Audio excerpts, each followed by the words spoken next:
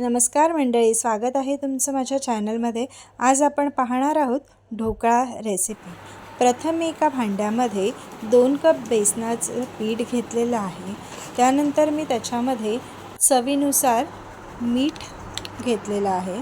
त्यानंतर मी त्याच्यामध्ये हळद ॲड केलेली आहे। तुम्हाला रंग जसा हवा आहे त्यानुसार तुम्ही हळद त्याच्यामध्ये ॲड करू शकता। त्यानंतर मी त्याच्यामध्ये 4 चमचे दही घेतलेलं आहे।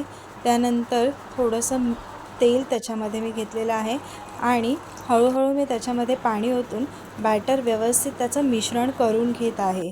जसं जसं पाणी लागेल तसं तसं पाणी ओतून ते बॅटर व्यवस्थित ढवळून घ्यायचं आहे। त्याची कन्सिस्टन्सी तुम्ही पाहू शकता, अशा प्रकारची झाली पाहिजे। जास्त घट्टही नको आहे जास्त। त्यानंतर आपण त्यात साखर ॲड केलेली आहे आणि बॅटर व्यवस्थित ढवळून घेतलेला आहे। 15 मिनिटांसाठी ठेवून त्यानंतर त्याच्यामध्ये इनो ॲड केलेला आहे आणि पुन्हा बॅटर ढवळून घेतला आहे। तेल थोडंसं मी घेऊन त्या भांड्याला लावून घेतलेलं आहे। त्यानंतर तोपर्यंत मी गॅसवर पाणी गरम करत ठेवलं आहे। त्याच्यामध्ये आपण ते बॅटरचं भांडं व्यवस्थित ठेवायचं आहे, त्याला झाकण लावून ठेवायचं आहे आणि जवळजवळ आपल्याला 15 ते 20 मिनिटे आपल्याला गॅसवर त्याला वाफ द्यायची आहे। त्यानंतर ढोकळा काढून त्याचे काप करायचे आहेत।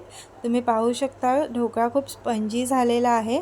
आणि त्यानंतर मी एक साईडला तेल गरम करायला ठेवले आहे। त्याच्यामध्ये मी राईची फोडणी दिली आहे। तुम्ही त्याच्यात कढीपत्ता मिरची ही ॲड करू शकता आणि राईची चांगली फोडणी दिल्याच्यानंतर ती मी ते ढोकळ्यावर पसरवून घेतलेली आहे। तुम्ही पाहू शकता तयार आहे आपला सुंदर असा ढोकळा। व्हिडिओ आवडल्यास लाईकला, चॅनल सबस्क्राईब आणि शेअर नक्कीच करा।